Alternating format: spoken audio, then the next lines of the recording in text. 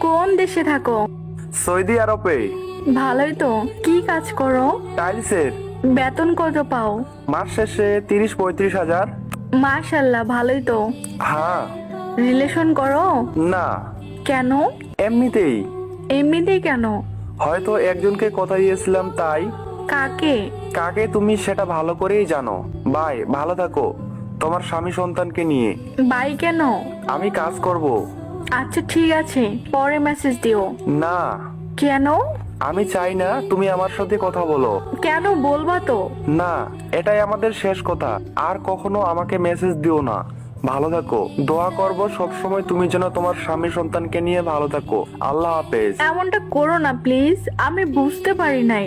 পরিবারের চাপে আমি বিয়েটা করতে বাধ্য হয়েছিলাম। আমার কোনো অপশন ছিল না। সুমন প্লিজ, আমায় একটা বার সুযোগ দাও। কখনো এমনটা হবে না আর। আমি